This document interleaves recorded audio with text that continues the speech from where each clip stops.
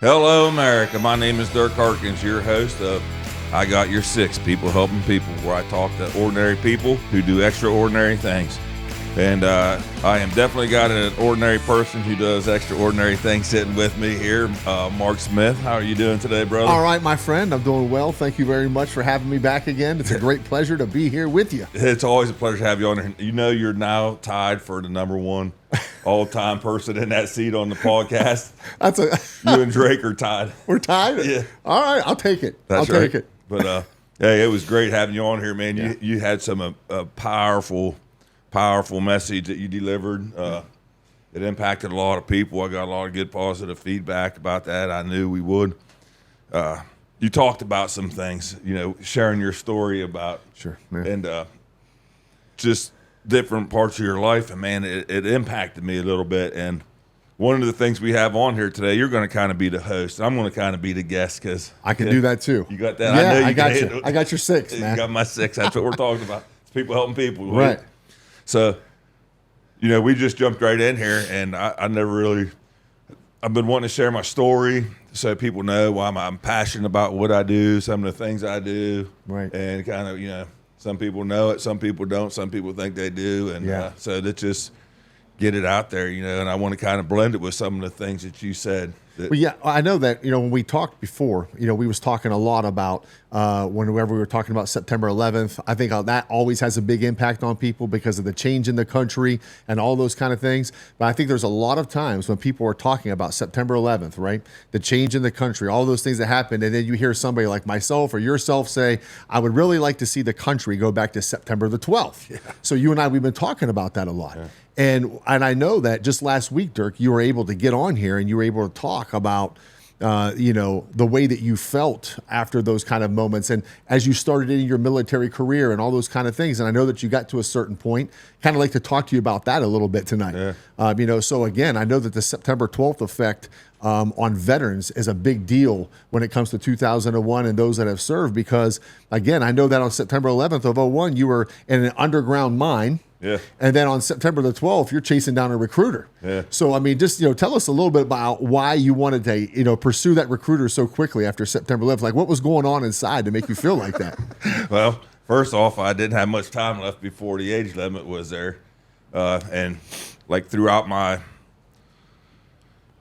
high school, right, I got out of high school, there was 2 times where I tried to pursue to go into the military, and just different things that I had priorities set above that, probably, bad priorities and things. I just didn't go. And then at one point in time, I did the ASVAB test and I was going to go. And then the girl I was dating, I found out I was going to have a daughter. So, I just started focusing on trying to get a good job with some insurance at that time, which military would have provided that too. But I went into the coal mines, and so September 11th, I was in the coal mine working underground, probably 6-7 miles back from the shaft, and we get this call saying, "Hey, we had federal mine inspectors coming down to inspect the mine, and they're always playing jokes underground, busting." You don't know what's going to happen, man. Before you open your lunchbox, before you pick up something, you better take a look at it. You don't know what's going to be going on in the coal mine. But those guys are like the brotherhood of the military, too. They got your six underground. That's where I really learned that concept in there. But they called down there and they said, "Hey, you got some federal inspectors going to come down to your site to check out the faces. You got to send them back. Every federal inspector or every federal employee's got to report back. It's on the streets because we're being attacked by terrorists. The Twin Towers are hit." I'm like, what in the heck is the Twin Towers at that point in time? I'm thinking, I'm trying to wrap my head around this. I'm like, I answered the phone that day down there. I was sitting on the rib eating my lunch bucket, and I was like, this ain't a very good joke. The terrorists are attacking us, and you want me to tell the federal inspectors? I'm not even going to tell them because I don't really believe that's happening in our country.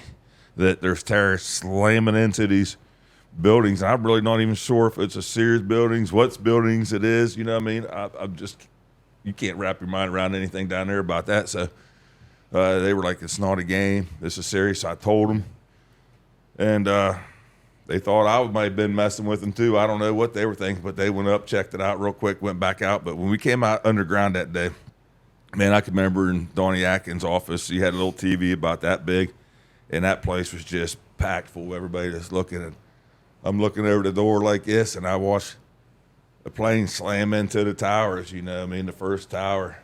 And I was like, oh, man, just wow. Yeah. And then, kaboom, here comes a second one. And it just blew me away. Everybody was like, oh, man, can you believe this? And I just turned around, walked over my basket, dropped it, got my clothes, changed, went home. My wife at the time said, hey, did you see what was happened on today? And I was like, yeah. And she was crying. She's all upset. She said, that's so terrible, huh? I said, yeah. I said, get ready because I'm going to join the Army. Yeah. She's like, what? You're going to join the Army? I said, yeah. It's something I've always wanted to do. I'm 33 years old when I said, come out of my mouth to her. We had 2 kids, a son and a daughter, a brand new vehicle, a nice place we just got, a good job that I finally got hold of. And I said, I'm going to go to the Army. So yeah. She said, I'll divorce you. And I said, I'm going to go to the Army. Yeah. It amazes me to hear somebody like yourself speak about that day. Just like when I was here last time when I talked about that day. If I asked you we're going on 25 years, a quarter century, and the description that you just put on your day, being in the mine, coming up from it, talking to your wife, talking to the guys, the inspectors, all those kind of things, watching that little television, even in your mind, being able to, imagine what that looked like. Again, I can definitely relate to what you're saying. Yeah. And it's amazing the impact that has on you because, again, I said it before and I'll say it again. From that moment to this moment, I don't feel that the United States has been the same since before that day to this very day. I just feel like it has been ever changing. And of course, again, the impact that it's had on so many people's lives and stuff like that. And I'm sure that a lot of people that may be watching are probably like, why are they talking about September 11th so much? And I think that it's not really just about September 11th. It's about the chain of events that have happened at September 11th and after in this country to put us in the spot that we are right now. Yeah. I mean, there are just so many things that have changed. So when a man like yourself, they see those events unfold, you make a decision in your heart that listen, this is not about me. It's not about anything else. It's about this country. It's about defending it. So then you go and you had to wait a little while, but when you were able to finally go, where did you go to basic at? Same place you did. Forest Hill, Oklahoma. Home of the field artillery, baby. Artillery. Boom, boom. That's right. Yeah. Man. I was went out to when I decided to go, my brother was in Fort Bragg, North Carolina. He's been in the service for a lot of years. And he is a man that does 100% at everything he does. You know what I mean? And up until that point in time, I was probably that man in the sports in high school and stuff. I'll give you about 50. You know what I mean? I just had other priorities and stuff, I guess, at that time. So he was at Fort Bragg, jumping out of airplanes and stuff. So when I called the recruiter, I said, hey, I want to make this easy on you, and I don't have much time. I said, I've never been that guy who says, oh, I think everybody, when you get out of high school at 18, you need to go serve 2 or 3 years. That's going to instill discipline on you, and it's going to teach you this or that, which it will. Right. I've never been that guy to say that. Uh-huh. And even that I went through the service, I say, I think it would be a great experience if you would go do that. You know what I mean?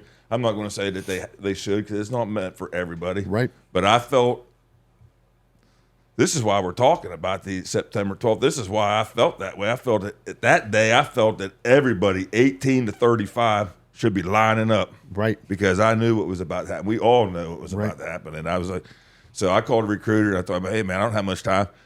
I'm going to make this easy on you. Hopefully you can make it easy on me, give an old man a break. And I said, I want to have a combat arms job. I want to get 82nd Airborne, jump out of high-speed aircrafts, and I want to have a combat arms job so I can get into the fight, just to defend our country, to be here for, support our country.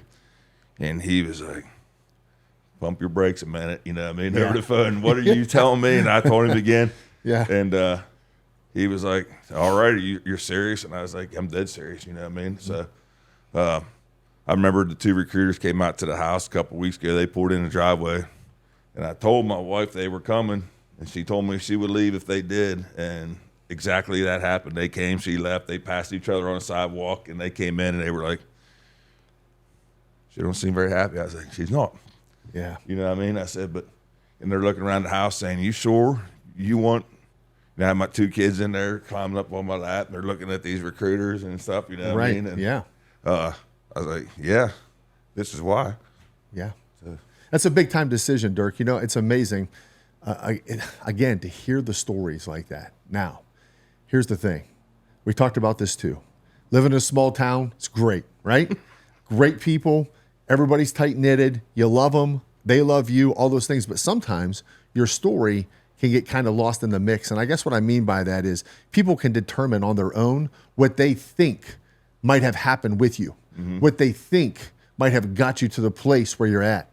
So for you to be as bold as you are today, and I know this is very hard for you, Dirk. I can see it in your eyes, and I can see it like in your speech, because I know that you know where we are leading up to, stories of Iraq and all those kind of things, which were so difficult for veterans in this country and so difficult for our nation just as a general whole, right? Oh, yeah. So again, I know that. So I think that this is very bold. I think it's very brave of you to be able to say, hey, listen, many of you might think you know my story, but this is actually my story. Yeah. And I want you to know where I'm coming from so that when you see me, it's not about giving me just a pat on the back, say thank you for your service. It's about like, you know the real story now. Yeah. And you know exactly where I'm coming from when I say these things or we talk about these things. It's not just something that's made up. I'm not over exaggerating all those things. I did leave my family for this country. I did go to basic training at Fort Sill, Oklahoma. And then from there you went where to train to do what? Well, let's back up the Fort Sill meant there. When I went to Fort Sill, let's talk about basic training because I told him what we were doing, what I wanted to do, and drill sergeant said, all right, let's make it happen. I got field artillery. I did FDC as a field artillery tactical data system specialist. That's really hard to say. And they put a computer in front of me. I was like, no way. But that's not what I ended up doing. Yeah. I was in field artillery, but my speed and precision with the computers, I was better with a map and a protractor for that thing. But when I went to basic training, when they finally got me all set up, I went to Oklahoma. I was in Fort Sill. I turned 35 on Sunday, and on the next day, Monday, I went across to have the shark attack, and we got the tracks, the attack. Yeah. Yes, they're screaming in your ear. My radio's still ringing, and it wasn't even artillery. It was a daggone drill sergeant screaming in my ear, giving you tinnitus. From drill sergeants. Yeah, you can't get that from drill sergeants. You can. Yes, you can. But so when we went in the basic training, at 35 years old, my mindset was for a solid year, man, I physically and mentally got myself ready because I knew if I was going to go to 82nd Airborne, my brother's going to be sitting down there and he's going to be diesel in shape, and I got to be able to keep up with him. I want to have some friendly competition. I want to be the old guy left behind. And I knew going into basic training, all my friends and stuff were like, dude, you're crazy for doing this. You're 35. You're not going to make it. A lot of them were doubting me. You're not going to be able to have nobody yelling in your face. You're going to get yourself in trouble because you're going to react to that. And I'm like, no, I'm not. This is something bigger. For the first time, it was something I was part of that's way bigger than myself. Absolutely. And so we got to basic training there, and I didn't realize that being 35, being twice as old as your 18, 19-year-olds, that I did still got like a sore thumb. I had a couple extra lines on my forehead and then my crow lines in my face and stuff. And yes. The very first day that they put us in classroom for formation, drill sergeant's running around, Pickleman, he's screaming, yelling at everybody, and blah, blah, blah, calling us some pretty wild names I'm not going to say on here because my grandkids or nieces and nephews might be watching. I don't want to say them anyhow, but he goes, Private Harkins, on your feet. Out of all of the guys in there, the 80-some, 100 guys that was in there, he just put me on my feet. Drill Sergeant, Pilkman, Dirk, Private Harkins, you know what I mean? Yeah. He said, why did you come in the service? He goes, let me stop for a second before you answer that. How old are you? I said, 35, Drill Sergeant. He was like, holy cow, you're older than my dad. And I was older than him, but I wasn't older than his dad, but I was older than two of my drill sergeants. And he was like, why the heck would you come in the service at 35? And I gave the same answer you did, to serve my country. Yes. And he goes, "What was you doing at the time?" And I told him. He said, "Well, you're going to fit in. If you're crazy enough to go in the coal mine, then you're crazy enough to join." He goes, "What are you going to do when you leave here?" And I told him, he goes, "If you're crazy enough to go in a coal mine, you're going to be crazy enough to jump out of an airplane." Yeah. And he said, out of respect, he goes, "I've never asked anybody coming through basic training," he said, "but 35 years old, coming from the coal mine," he goes, "out of respect," he goes, "Can I call you Pops?" And I went, "That's probably going to be the nicest thing you call me the whole time I'm in here, so I will take that, drill sergeant."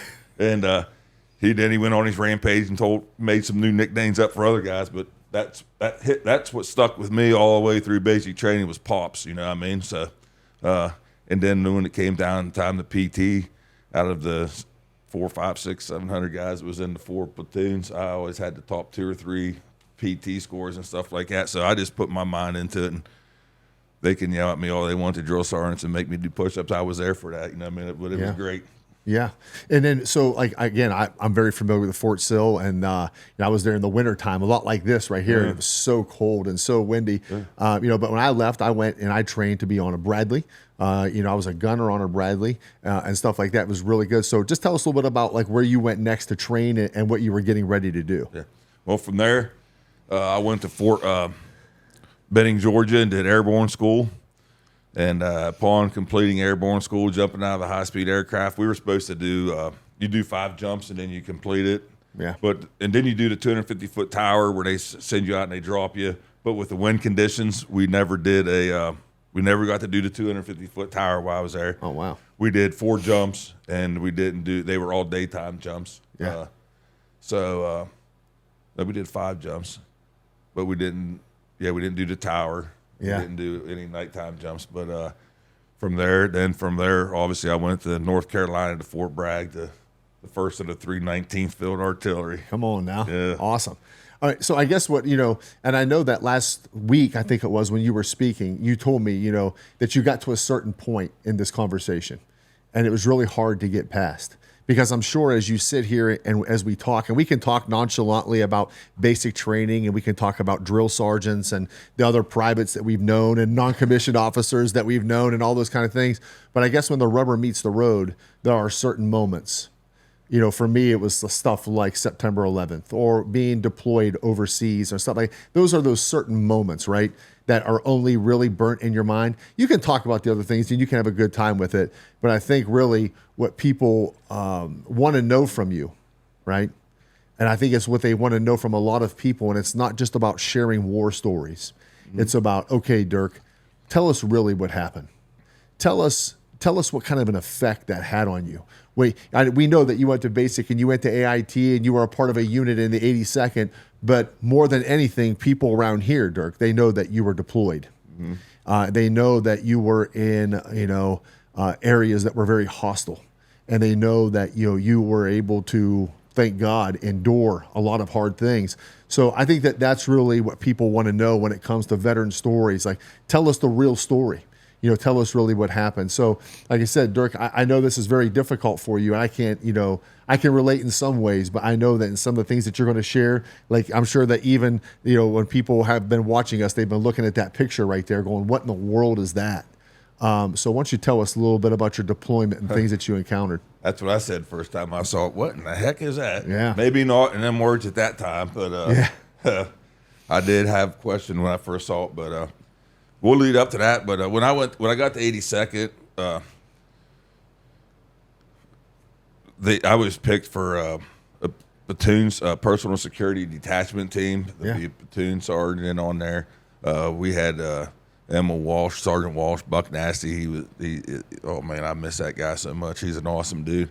Come down from infantry land, and he tightened us up on a lot of things. You know what I mean? He was just as simple as it sounds, artillery and infantry. Him coming down the road, man, he had a way different mindset. We have this killer mindset, but he had a way different mindset. He came in there just like, anybody gets in my way, I'm going to steamroll you over. We have a mission when we get to Iraq, and we're all coming back safe. And so him and I developed a huge bond there, and we trained every day for, I don't know,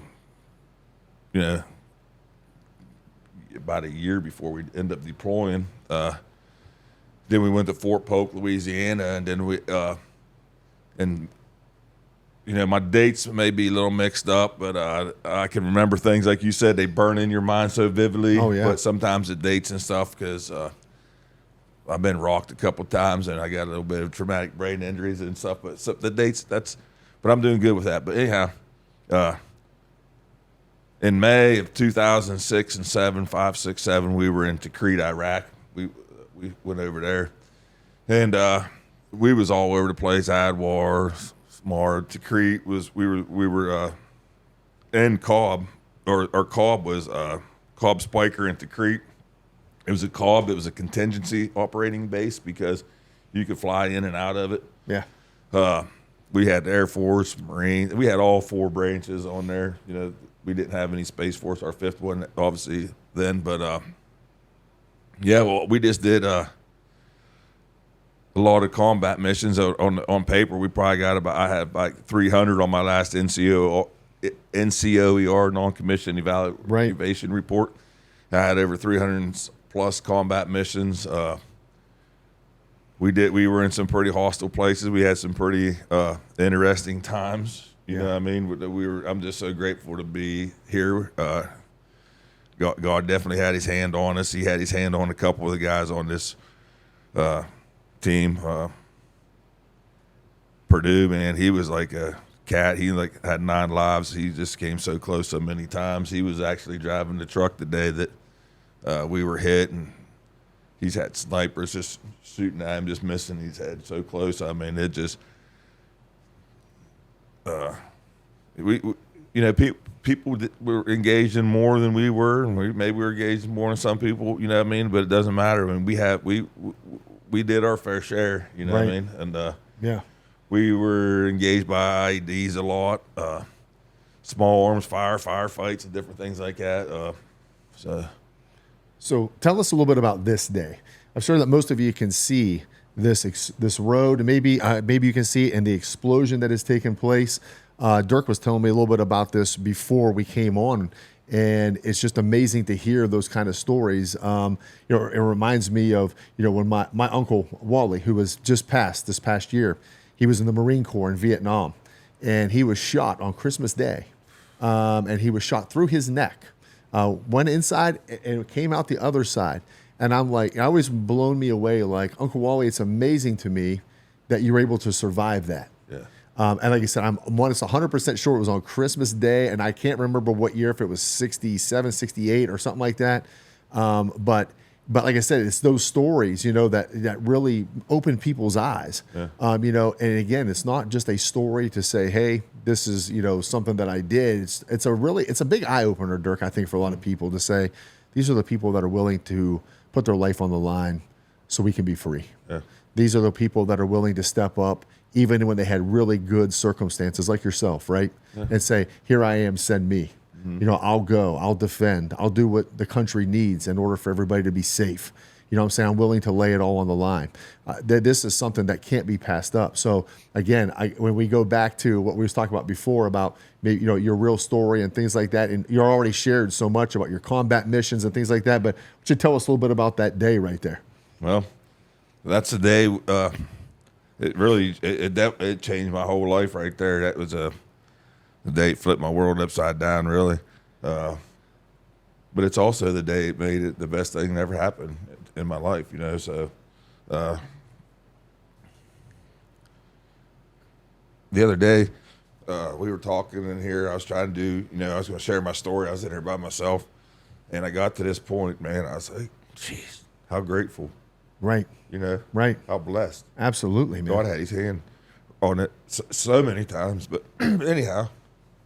I'm sorry about that. That's okay, man. I think you need to take your time, Dirk. And like I said, I don't think that anybody that would be listening to this when they're tuning in are going to go, geez, Dirk, I wish you would hurry up. I think that everybody knows that like what you would be feeling in your heart. Yeah. Even if they wasn't there like you, they would know that like this is not something that you can just sit back and nonchalantly talk about without having a really deep sense of whether it be hurt in your heart, whether it's thankfulness just to be alive. I would say the thankfulness to be alive is probably what is moving you right now more than anything. That God gave you that opportunity to come back home, to do what you're doing right now, to help me the way you helped me a few years back. All those kind of things, man. So I think that thankfulness, like sadness or like fear or like anything else, thankfulness is probably more moving than any other emotion. When you're thankful for something or someone, in this case, like you're saying, I think that your thankfulness to God to say, Lord, thank you for giving me the opportunity to live. That my life wasn't taken that day. So like I said, brother, I think you just need to take your time, and if you want to walk through that step by step, man, just take your time. All right, I appreciate it. This day in particular, we were going into the creek, and you can see these star clusters. They're big concrete stars. They were painted yellow, and that's Saddam's hometown. He loved those, and he'd put little flowers in there so he could look at them, and that was a big thing for him, going right down into the creek. And there's like a 4-lane here, and honestly, man, this is probably 4 or 5 people I've ever showed this picture to till tonight. So I'm honored, to be honest. I'm honored. I never, it was kind of like, I'd look at it and I'm like, yeah, I'm grateful, and I would throw it away. But I was struggling there a couple of weeks ago, and I pulled it out, and now it's hanging on my wall. We're grateful. Thank you. Make me a better servant, humble servant for God, because when I see this, I'm like, but if I look at my whole life, I see him having his hand on it. So. Right. But anyhow, we're rolling down in there, and that day I was leading a patrol, and we were taking the civil affairs team out, and the civil affairs are the ones who made the Iraqis do something different with this. What these star clusters were, they were just full of dirt and flowers, and then they would stick IEDs up in here right to the front end of these things, and whoa, they can remotely set them off. They're sitting across in a building somewhere. And nobody in our unit, thank God, but I just wish it wasn't anybody, but there was a patrol go through there, and they got hit, and some guys got killed in the truck. So what they made them do, the civil affairs made them do, is concrete. You can't see it there. You can see it, but there's concrete in these now, and they put steel rings to the middle of them. So now they have this much space to operate, put something inside there. He can still see these flowers and whatever the heck he wanted to see. But he really didn't last long after these things got up there, to tell you the truth. But maybe you got to see him. Maybe you didn't. But they put steel rings in them because, you could get them right up close to the road before they had them steel rings in concrete to absorb. Now if they put an IED over here and they have a little bush, you can drive down through there and look into that concrete, into that ring, and you can see the base of the tree. And there's nothing there. You just keep moving. You know what I mean? For sure, Well, if you can see, there's a tree off to the back that fills the entire star cluster. And before we crossed that one, there was 1 or 2 right next to the road that was covered the entire star cluster. And I'm like, and we happened to be taking the civil affairs out, and I started going, what in the heck are you doing? Now it's even worse because I can't see anything up on that concrete with them big bushes. Well, we're going to get hit. Somebody's going to get hit. And that was one of them days I felt that we were going to get hit. You can see we don't have any gunner in the turret. I called all the gunners out of the turret, told them turn the turret towards the west and stay inside. Stay inside that truck until we get from that 4-lane to the 2-lane. And he's looking at him. The platoon sergeant for several affairs, and he was like, "Man, he's on it. He knows it. It's the gospel, man. They could really do that." And as we're creeping up onto the last 4 or 5 star clusters, there's a wall to the left of that, the driver's side. I'm the TC. I'm leading the combat patrol from the passenger side, and I'm like, get over as close as you can away from that last one we're coming up on. Man, I just felt something bad was going to happen. I turned around, make sure my gunner, Wade, was down inside with us. He's a guy I went to basic training with, airborne school with, like 19 years old. Man, oh, man. Because at this time, Dirk, you're probably, 36 and a half? Something like that? 37. 37? Wow. Yeah, 2003. I went in. I Yeah, just so turned much 37. younger young man in your turret there Yeah, than he's you like- were at that time. They were like my kids. You know Oh, what I yeah, mean? for sure. They Yes. call me Big Country or Pops. That's all they, you know what I mean? Yeah, that sounds very military. So, yeah. They might have called me other things when I wasn't around, but I turned around to make sure he was in. Next thing you know, man, boom, I'm waking up in a cloud of dust. Oh, boy. There a lot of commotion, a lot of radio traffic. My gunner, different ones in the back saying they're Big Country, man. They're yelling for a sit rep. They're yelling for a sit rep. Yeah.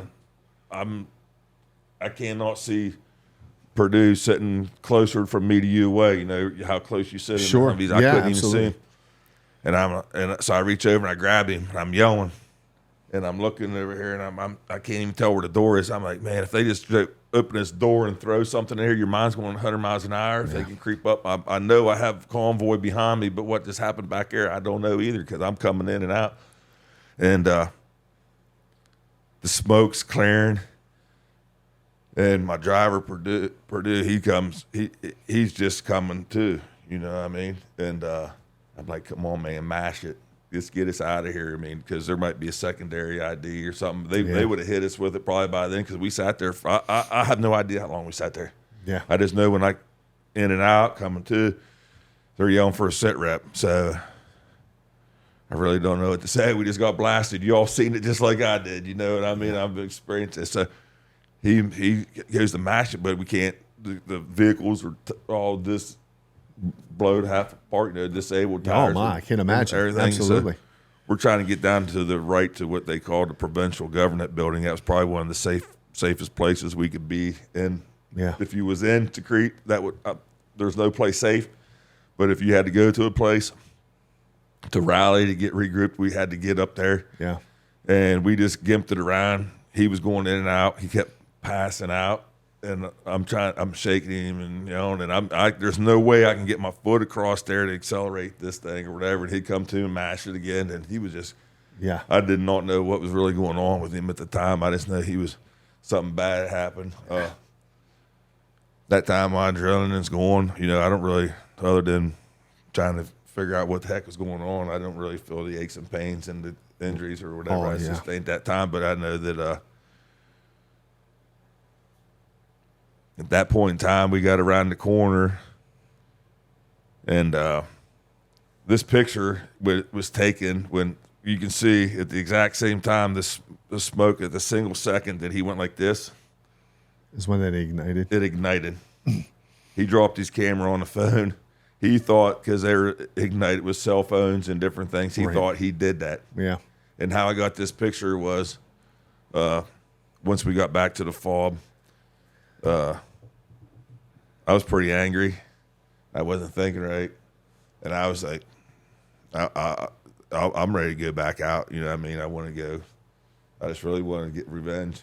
Yeah. And they were like, you're grounded for 3 days. You know what I mean? You can't go out. My eyes were already turning black, discolored and stuff from concussions and different things. And I went back to my hooch that afternoon. Colonel DeRuza talked to me, and I talked to him a little bit, and he was like, man, you know, he's bummed out. He wished you'd been out there, this and that. And I was just glad you wasn't out there, sir. Right. But I was laying in the room, and my roommate, Sarmar, he come in there, and I was uncontrollably moaning, groaning, trying to pass out, go to sleep, to the point where my head was hurting so bad I was throwing up. So I went over to their little our medic station over there, and they said, take this yellow pill, whatever it was, and we're going to give you a shot. Get up here and lay down. My neck, back, all kinds of things were starting to settle in and hurt. I was feeling the different things where I got hurt. My head was really bothering me. He said, I'll be back in a half hour and check on you sleeping. Yeah. He came back 45 minutes later. I'm laying there sweating like crazy in a pair of PT shorts in an air-conditioned military tent and talking to the guys that was on my, you know what I mean? He was like, you're not asleep? That's not, no. I'm going to give you another pill, a yellow pill, and I'm going to give you this shot again, and I'll be back in a half hour. You'll definitely be sleeping this time. Came back in a half hour. I'm still laying there sweating like crazy. I was in so much pain. My goodness. Different things going on. It didn't work. So they took me over to the main cache. Colonel DeRuza, Sergeant Major Peyton Campbell, and them guys took me over there. And there was a full bird colonel over there working, and he talked to the guys, and they were like, give him this amount of morphine. And they were like, that's just a little bit extra. And they're like, he's pretty big, dude. Just give it to him. They know what he's going to experience. Everything they said I was going to experience, I experienced it. Like, whoo. Yeah. As soon as they hit me with that, I was up. I sat up. I was like, let's go. I want my ruck. You know what I mean? I want my plate. Let's go. Get my M4. Let's suit up. That's the effects that morphine has on me. It doesn't put me into the, Yeah. It got me amped up and ready to go. But when that started wearing off, my mindset was probably still the same. I still would want to go out. I didn't want to get home, but they medevaced me out 3 days later after a sandstorm. But that whole time, man, they just started. It was just steady morphine into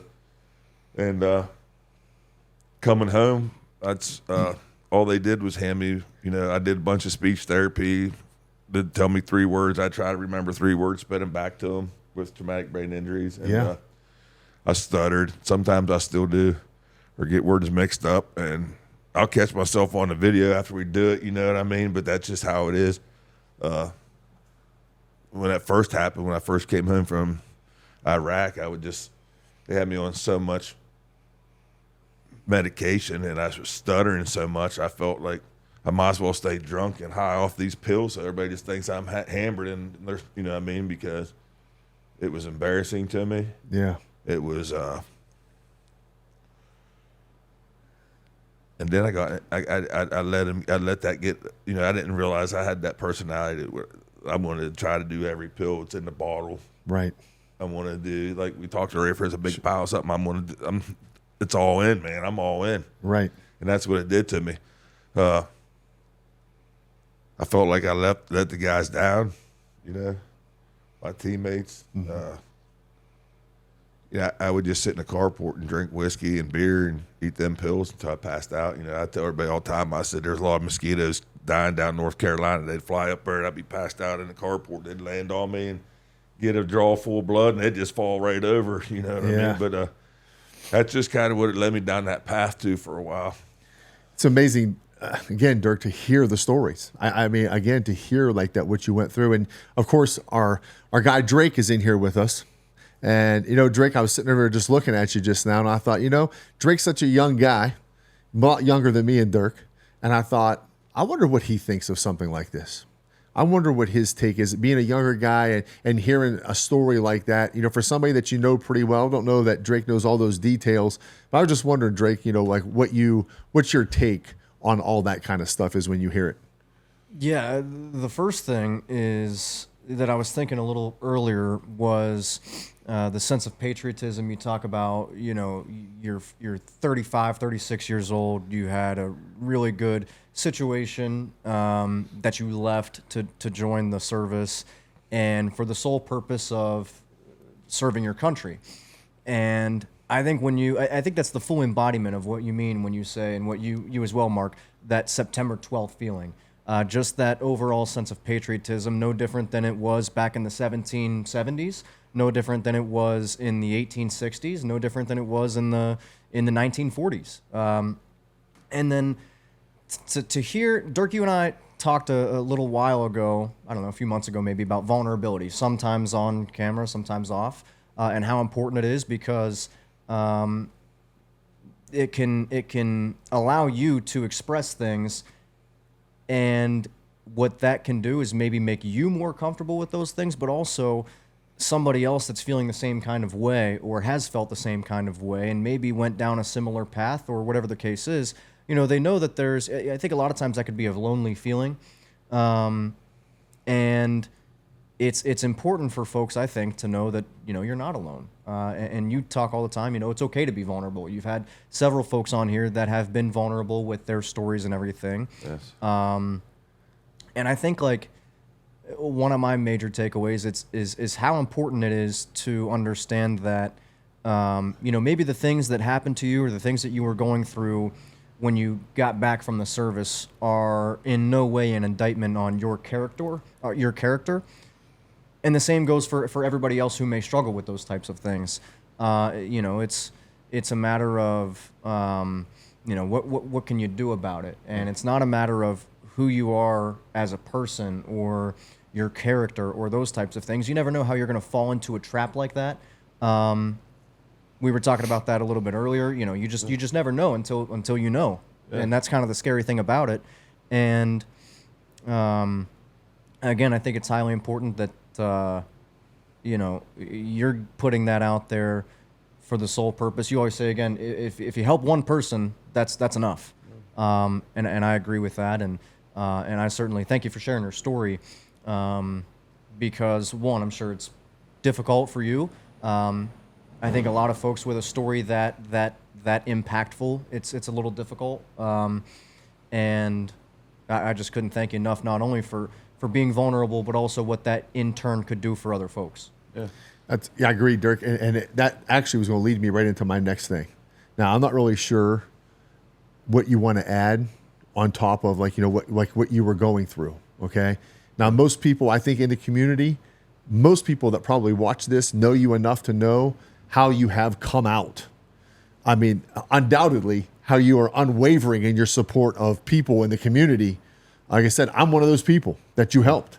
You know, I just said it last time. I'll say again, you were there for me in a second. Yeah. So I guess, you know, we come to the point now after talking about all of this, which I'm sure there's probably so much more that you could talk about in terms of your deployment and all those things. But what you probably want to talk about is anyone that might be watching that having the same feelings that you have sitting in that chair, right? Yeah.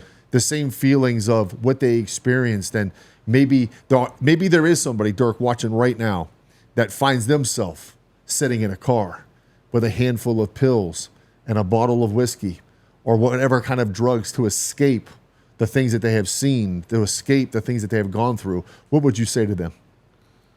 That there are people that care, that there are people who have felt that way, don't understand. I'm one of those. This right here, this day right here, talking about those handfuls of pills that I was taking when I came back, it led me down in that rabbit hole into that place that you're talking about. It's not your normal character, you know what I mean? And then you're very easily, and I don't understand why, you're so mentally, physically, spiritually tough when you're in the service. I mean, mind over matter. I would break my leg to beat you in a 2-mile run. You know what I mean? Whatever it is, that's just how it was. Especially being the old guy, I wanted to prove something to you. Absolutely. You know what I mean? I think I pulled a hammy a couple times trying to prove it to them guys. But that day, when they started handing me them pills, I went to the long stool. I went back to Fort Bragg. I'm taking these handfuls of pills to sleep, just for schizophrenia, just different pills I was taking.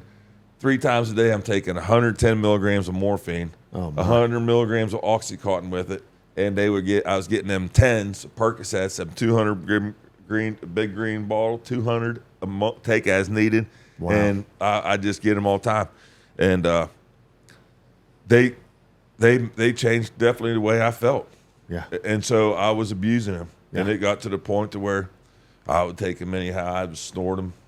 You know what I mean, to get if I was hurting or something really bad that day, or whether it was or they wasn't working no more because I'm taking so many. And then when I would tell the doctors my pain level's coming back, congratulations, you just went from 80 to 100 milligrams. Right. You know what I mean? And I got into that rabbit hole with that. Yeah. And I got into, I was having these migraine headaches for every day for 12 years. I would wake up with some level of a headache every day. 3 or 4 times a week, it would be a full-blown migraine where it would cripple me up. I'd be laying on a couch. So I would ingest everything I could to get rid of those headaches. It took me down into that rabbit hole where I was that veteran who thought suicide was my best option. Yeah. And it was first time I thought that. I never thought that before in my life. I never thought I would think that. You know what I mean? I thought you were weak, cowardly, or something if you did that. I just went along with the stigma of that. You're weak. Right. You're not weak. That's right. being strong is saying, hey, I got a problem, brother. I'm feeling this way. I need help. Yeah. And I didn't do that. I had that military mindset, suck it up, drive on, and figure it out yourself. So I try to figure it out myself, and I made a lot of mistakes along the way trying to drive that bus by myself and not letting God have it. You know what I mean? So it came to a point one night where it got so bad that I even talked about this to my psychologist that I was going to and the psychiatrist I was talking to at the VA, telling him, I don't understand why I'm thinking this way. I don't understand why I'm feeling this way. I'm angry at everybody. I'm saying things and doing things to the people I love the most. Yeah. Hurting them. Yeah. Why? Take some more pills. We'll figure it out. You know what I mean? So that would seem to be the answer for everything. So it came down to, man, it was just beating me up. This, all the time I thought about it. And then I'm taking these pills and I'm drinking these bottles of Jaeger. I'm drinking 100 beers. And I'm thinking that is where I'm going to find my happiness. And that's probably where I lost it. It is where I lost it in the first place. Right. Trying just to figure things out. And then I said it one night. Man, I just had a couple bad days there where I would just did some stupid things, you know what I mean? Some really stupid things and go to the bar, get into a fight, and come home and beat holes in the doors and do stupid stuff like that and just doing mean things. The people I love the most. And I sat on the edge of the bed at the 357. Yeah, that's okay. Yeah, absolutely, man. That's a tough moment. And I mean, like I said, I'm sure it doesn't take a master viewer of any kind of video to see, Dirk, that this is a moment where you just kind of need a second. And I think that just from hearing you and just envisioning people that might be watching this, right? I mean, undoubtedly, there's going to be somebody that's watching this that has sat on the edge of a bed with maybe a weapon in their hand, who is listening to you going, yes, I understand. I know what you're feeling, man. I know what you're going through. I know that feeling of hopelessness and that there's no way out and that I'm trapped. So like, again, I think that you sharing this, it takes a lot of courage. And I think that in sharing it, not only is courageous, but is going to definitely help somebody, because this is exactly what people need to hear. You mentioned the word stigma already, Dirk. You mentioned it already. Mm-hmm. And that's exactly what it is. People think, well, if I came to you and I said, Dirk, I had COVID really bad. I don't know what's happening, but I have the worst anxiety you can imagine. I can't sleep at night. I'm really struggling. Can you help me? You knew exactly where I was at. Mm. So if I would have just been high and macho and decided, you know what, I'm not going to say anything. I'm not going to do anything. God knows. God knows. Yeah. So again, I think that this is really important. So when people say, man, Dirk has been through the same thing that I'm going through right now. Maybe I can reach out. Maybe he'll be able to help. Reach out. What I'm saying? Absolutely. Absolutely. I mean, and that's, so again, Dirk, I'm not really sure where you want to go with, again, I think that anything that you have to say is very important at this juncture, considering that, what you've seen in Iraq, what you went through in the military, the physical and mental injuries that you sustained during that, what you felt like that you had to do to relieve any one of those symptoms at all. Mm-hmm. To feel any kind of normalcy in your life, the things that you had to do to the point where your mind was telling you there's no way out, you're never going to get better, you might as well end your life. Yeah. So from that point, Dirk, I'd just like to hand it back to you and say, where would you like to go with that? Well, right back to sitting on the edge of that bed. That night I not only did I have it in my hands, I had it in my mouth. And that was one of the biggest spiritual battles that I've ever felt in my life. It's like there was the devil on one shoulder and God on the other shoulder, an angel, man. There was just a spiritual battle going on in that room that night. Yeah. I was hammered drunk, high on pills, pissed off at the world, and was ready. Yeah. And something happened, man, and it would just overwhelm me. I'm thinking about my kids. Just things are just start weighing blasting me. My grandkids, my family, just the devastation. man, the Holy Spirit whacked one on me, I do believe, that night. And I woke up in the morning laying beside that 357, and when I saw it and I remember what was about to happen, it kind of freaked me out a little bit. And a couple of days later, man, I found myself down at Bridgeport at church, and I went to it happened to be Jesus' Second Chances message. And man, you talking about being emotional that day, sitting in a church by myself with about 150 people I don't even know, can't control my emotions. I can imagine. It was just, Yeah. you know, you imagine just about to your head off.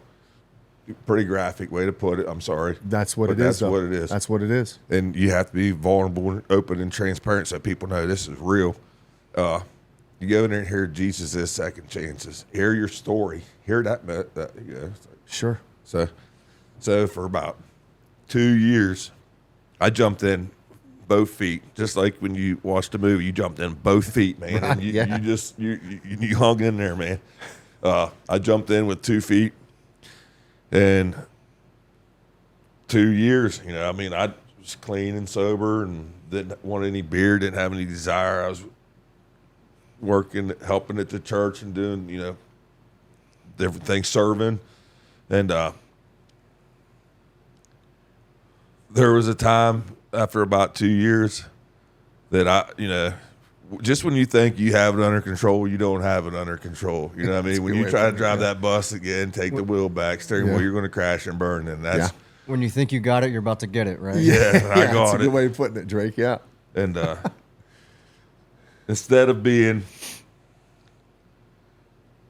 spiritually strong and mentally strong this one particular day, I just I made it a decision off of emotions, and my life just went straight back into that rabbit hole again.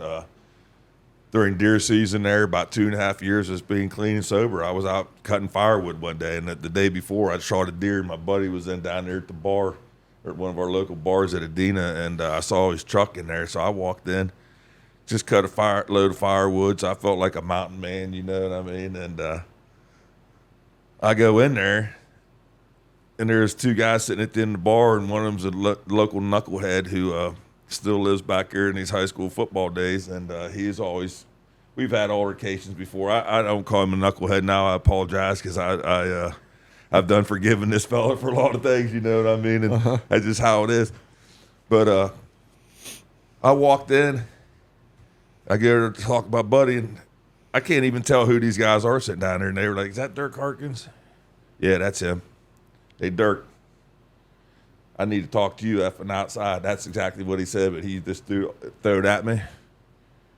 That one split second that I didn't just say, "God, help me, give me the strength," or whatever, guard my tongue, don't make any.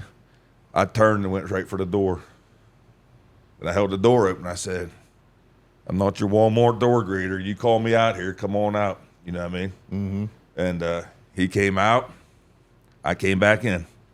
And then just like it was going to happen in the first place. And I walked straight into, after we had a little altercation out there, and I just went right to the bar and ordered a Budweiser. And then from there on, it just, instead of picking myself, dusting myself off, I went into that thing again where I think that I wasn't worthy, or, I went right back in. I had some struggles there that,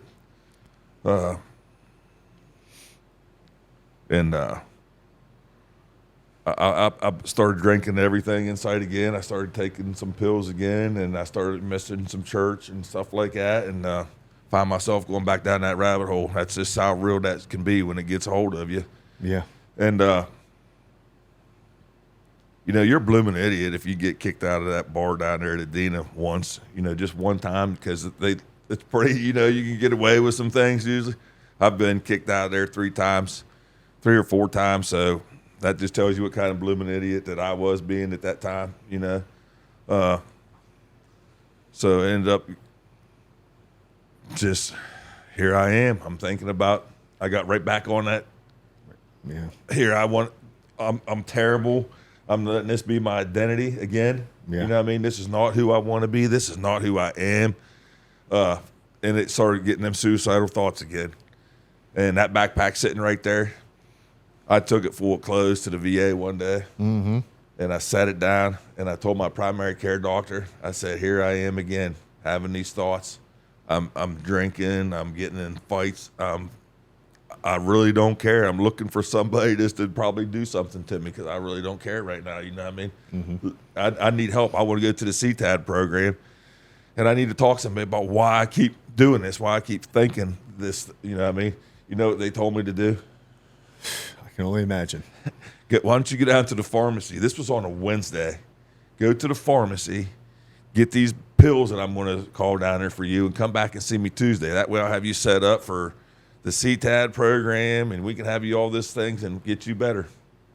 I'm like, as serious as I am, and as much as I knew I needed help, and as much devastation I knew I was causing with the people I loved in the community and the things that I'd be trying to help somebody.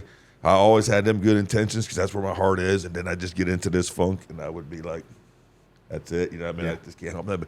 But I said, I'm coming in here pleading for help, and you're going to tell me to go get some more pills? She goes, Dirk, you'll be okay. Take a deep breath. Man, I lost my mind. Yeah. I lost my mind. Yeah. I had a few things to say. I picked up my backpack. I told her I'll go get my own pills, and I'll see you later. 2 days later, I'm in at the bars drinking beer at the Legion. I'm the commander of our Legion, and being an idiot in there where people can't even, at that point in time, they didn't even want to sit beside me because I'm going to start drinking everything on that shelf back there. And at any time, I'm going to have some sort of stupid outburst or say something that I don't really mean to them, or do something, or, you know what I mean, just antagonize something. I don't know what was going on with me at that point in time, but Yeah. she told me to come back in 5 days. I saw I'd left the VA. Went home as fast as I could. Called a couple buddies, and I got some. I got a bag, and I got some pills, and I got some beer, and we kicked this party off. And 2 days later, I'm asked to leave the Legion, where I'm the commander.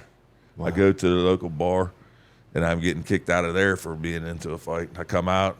I get into a high-speed chase. You might be familiar with this night, with some Jefferson, some Harrison County sheriffs, and anybody that knew me that night knew that I was completely out of my mind on some things. That was way out of character. Yeah. But that day, the way they handled it, they probably should have shot me, for real. I would not stop, just want to fight. Right. And everybody's getting pepper sprayed up. All of us, the cops, myself, when we got back to Jefferson County, had to clean up, except I didn't because I was still angry. They should have told me, don't clean up, and I would have. But Yeah. It ended up to that, and then I had to go get some help. Yeah. At that point in time. Yeah. And the help that you got, Dirk, from that point forward, right, has not, maybe it was not a quick process. No. But has definitely led you full circle to be where you are right now. Yeah. I mean, again, I don't see it anything short of a miracle that you're sitting in this room, that you're talking with us, that you're sharing the story with however many people might actually get to see this, right? How many people that might be affected by it or say, I've been in that situation, I've been in that boat, I understand what he's talking about. It's a miracle I'm alive too. Yeah. Just like Dirk. My story's not unique. Right. No, it's not. Absolutely not. It's very, I would say, common across the board, maybe not in a community our size, because, we do have veterans and stuff here. Maybe not just completely across, but yes, I think that it is. It's definitely unique in the way of addiction. It's unique in the way of, I'm going to do it all or do none at all. Like that kind of persona, that kind of personality on some people that drives them to do the whole pile or nothing at all. Yeah. And that they live that life of addiction. They live that life of carelessness or recklessness in a way to where it's the only thing that matters until they have that moment. Dirk, like you had. But most people, especially after watching us before, know that I would say this, and I would say it with full confidence. The Lord God was watching out for you Yes, and the sir. Lord has got a plan for you. And the Lord is carrying out that plan, Dirk, in your life right now. Like the things that you're doing, the things that you're able to say now, the people that, how you put yourself out there to help other people, all those kind of things, the Lord is carrying that plan out. So when you said, I felt like I wasn't good enough, praise be to God that we have a Lord that wants to pick us up out of the dirt, out of the mire, and wipe us off and say, son, get back in the race. I'm right here with you. I'm never going to give up on you. I'm always going to love you. Keep running the race.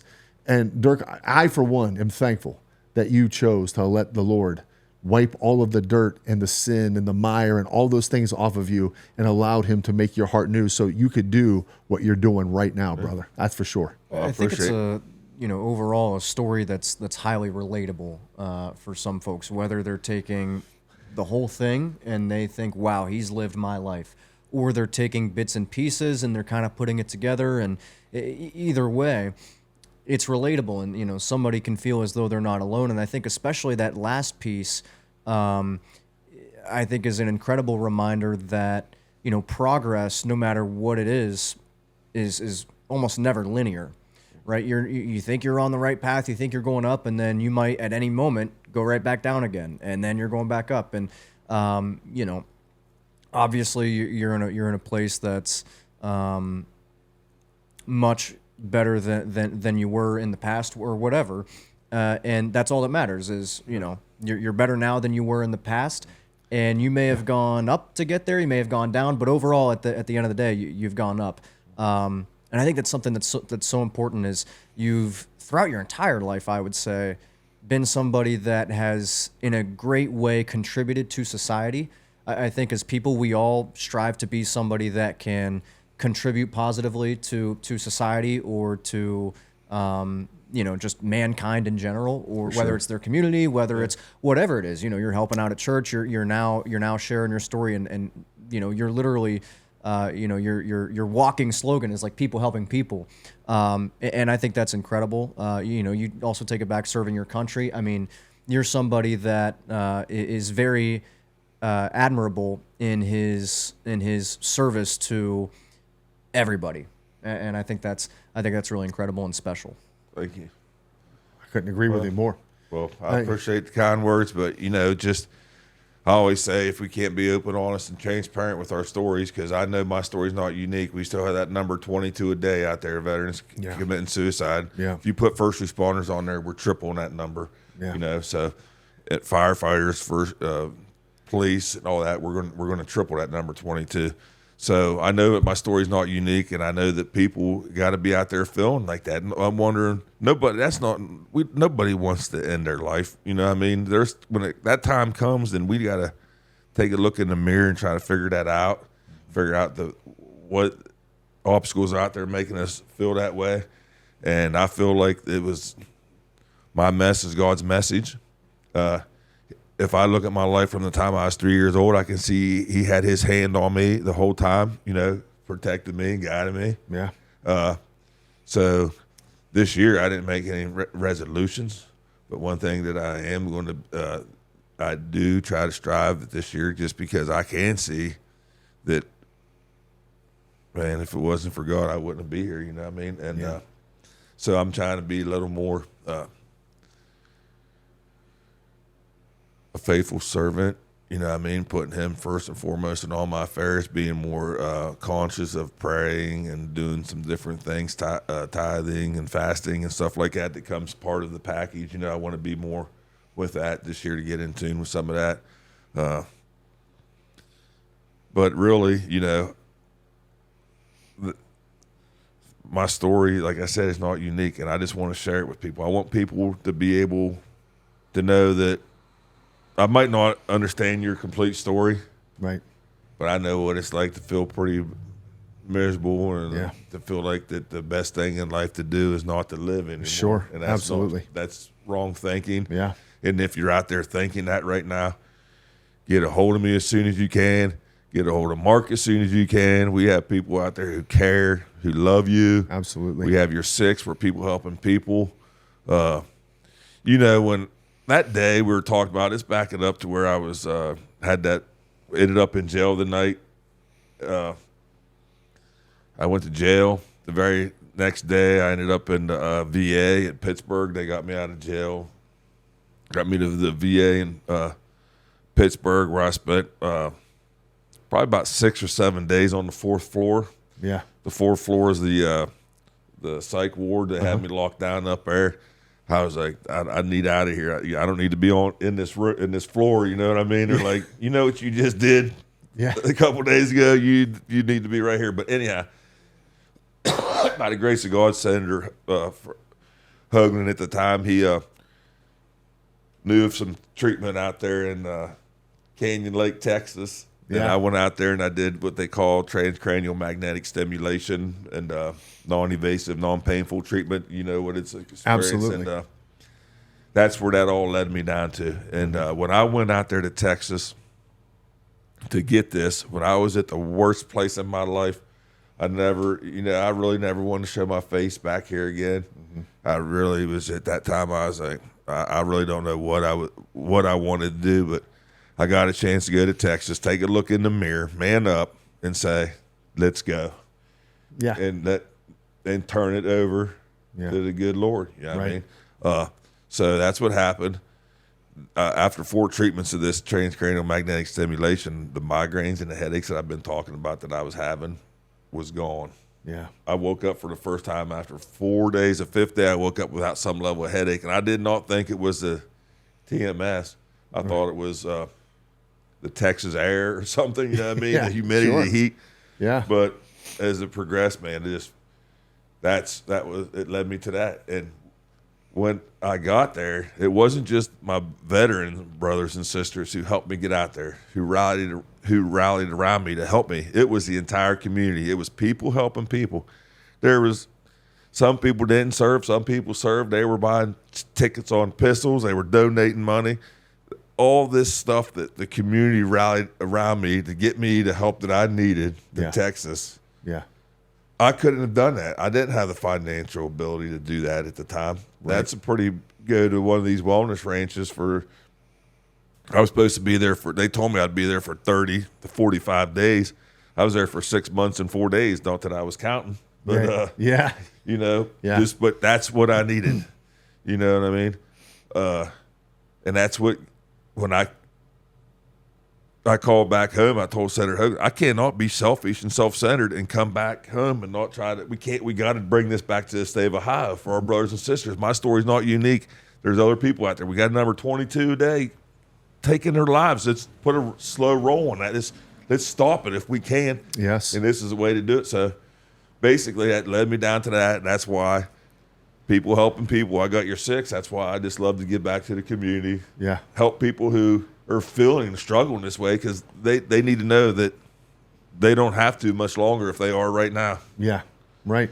You know? Absolutely, man. So, like you said, Dirk, I, for one, again, am very thankful that you've decided to share this tonight. Yeah. I know that, man. I mean, always a great conversation with you, whether it's sitting in these seats or you and I are just talking in an office or on the street somewhere. Yeah. It's always a great conversation, and it always leads back to this. And again, I don't see that as any mistake. I don't see that as coincidence. I see this as a great opportunity. You know, you and I were just sitting there looking at the camera a few moments ago. He's like, you can get a hold of me, you can get a hold of Mark. I think that it's just so important for people to know this, that they're not by themselves. Yeah. They don't have to do it by themselves. You know, there's people here that care. And again, I'm glad to partner with you in any kind of help for this community, or anybody that we can help that wants to reach out in any way to say, hey, I'm struggling. Can you help me too? So again, brother, what a great privilege to know you, to hear your story, to be a partner with you and helping anything that I can do, of course. It's just a great honor, my friend. Yeah. Well, I appreciate you as well, man. I really appreciate the kind words. I don't know if I deserve them or not, but I do appreciate it. We have a lot of work to do in the community and beyond. Sure. We have Operation Veteran Payback. Yes. We're going to be on here talking about soon. There's just a lot of things that we're going to do to help the community out where we can, when we can, every chance we can. And this is just a little bit of my story to share it out there, let them know, kind of where I was at. Amazing. And why I do the things I do. And we're going to continue to do that. my goal was to do this 10, 20 times, maybe 100 times as a podcast and see if we could reach maybe one person. But I think it's being impactful already. So Absolutely. let's just keep doing this thing. Okay. Other than that, man, that's all. I mean, that's what you got. That's kind of that in the wrap right man. there. So. Like I said, I think that if this doesn't get your fire burning, your wood's wet. You know what I'm saying? Yeah. If it doesn't get you burning inside, or like I said, people that are watching this that are not struggling. I mean, again, all of you that are watching this, and I know Dirk, we've been on for a while, Dirk. You know that, right? We've been on for a minute. I know people didn't change the channel on us, Drake. You know what I'm saying? But if people are watching this, you say, hey, okay, I'm not struggling. So that means this then, my friend. You can help. Yeah. If you're not struggling, you've struggled with something at one point in time. Absolutely. Not too many people go through without struggling with something. Absolutely. And they can take that struggle and help somebody with that. Yes. I mean, your past doesn't have to be your prison, and your story can be the key to unlock somebody's prison. That's right. You know what I mean? So share your story. Let people know that, hey, they're not out there by themselves. I agree, 100%. You know what I mean? If you got to cry doing it, you got to laugh doing it, whatever it is, do it. It's your story. Yeah. Nobody, you know what I mean? So Absolutely. be open, honest, and transparent. But, hey, once again, brother, I appreciate you coming on brother. here. Thank you, I my can't friend. wait till we get you back on here. We got to get you on here one more time real quick so you can pass Drake up.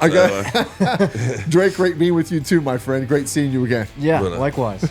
All right, man. I appreciate you. If you're out there watching, I appreciate you. I hope you got something out of this today. We'll just continue to share our stories, help other people. People help people. We got your 6.